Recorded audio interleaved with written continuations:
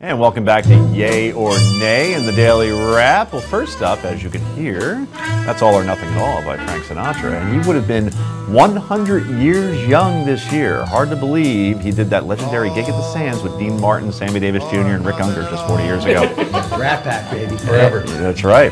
And now HBO is celebrating his centennial with a two-part documentary, All or Nothing at All. That's airing on Sunday and Monday night. But a look at the late singer's life would not be complete without examining his family, specifically his alleged son, MSNBC's Ronan Farrow. Yes, there's been a lot of debate over the past couple of years over Farrow's paternity after his mother let it slip back in 2013 that Woody Allen might not be his father. Well, according to Sinatra's daughter, Tina, one of his daughters, the Hoboken-born legend is definitely not Ronan's father. Again, not Ronan's father because he had, get this, a vasectomy years before. So we have a photo lineup of the three gentlemen. You be the judge, everybody. Now, do you think the kid in the middle belongs to the guy on the left or the guy on the right? Because I'm seeing a resemblance between door number 1 and door number 2. Yeah. So, anyway, it should be known, by the way, vasectomies are not always permanent. So are you guys buying Tina Sinatra's claim that Ronan Farrow is not Frank's son after seeing that picture? I have 2 words, DNA test. I mean, we can find this out, but the truth is she's had father issues for a lot of years. So I'm a big nay on this. I don't trust her. I think he's the kid. Yeah, I think she's worried about her inheritance. I think, yeah, it's, Ooh, well right. said. I never thought about that. I was trying to decide if mine are 2 words or 1. Bull! I can't say it. Yay or nay? Of course he is. Look at him. I mean, if you were walking down the street, you'd go, man, that guy looks like Frank Sinatra. Yeah, it's the same thing. Wow. I think, well, I'm sure Frank would have liked to have gotten to know him. Actually, I think Frank would have been a better journalist, but that aside. Frank can always make the best decisions, though. I mean, go see Cannonball Run 2. Yeah. Not a good decision. Anyway, music can die now. Control room. The Justice Department announcing today that they will not pursue contempt of Congress charges made against Lois Lerner when she refused to testify about her role in the IRS targeting scandal. Speaker of the House, John Boehner, initiated Lerner's prosecution after the scandal broke back in May of last year.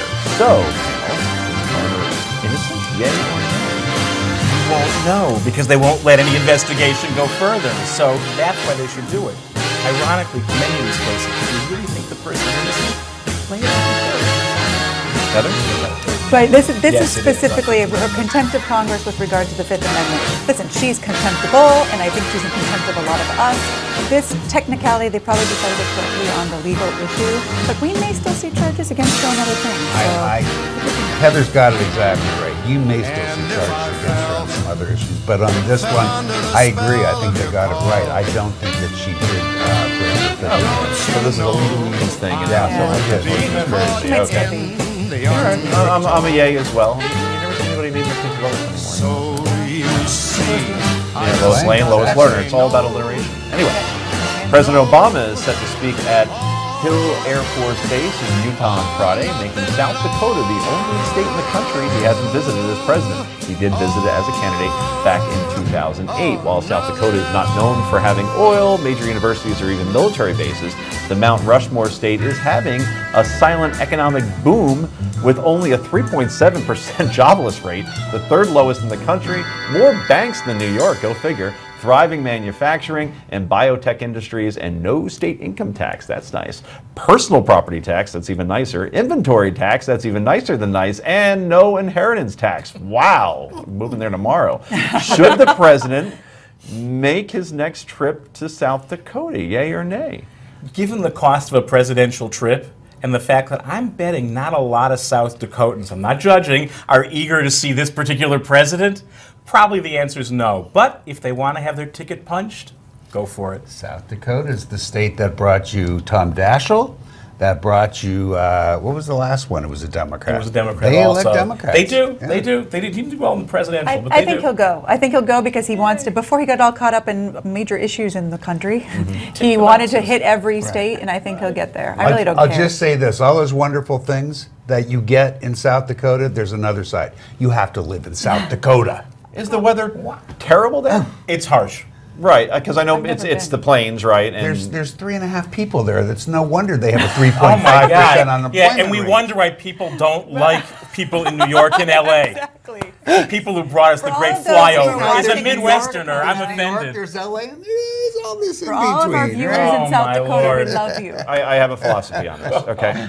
I think that in today's world, or it doesn't matter if it's cold because you could be warm at any point. And there, you could probably get a ton of property that you Yes. could probably you couldn't get a studio for in New York, right? All that land and all that money, you're not giving away your taxes. You're almost guaranteed a job. DirecTV, you could watch your local sports team. It doesn't matter where you live anymore. I I think have is one the word thing. for you. Yeah, Montana. Montana. Oh, Boise. That's how you get. All right, and that's our show for tonight, and we'd like to say hello to everybody in Montana. Thank you, panel. We appreciate it. I'm Joe Concha saying bye-bye, everybody.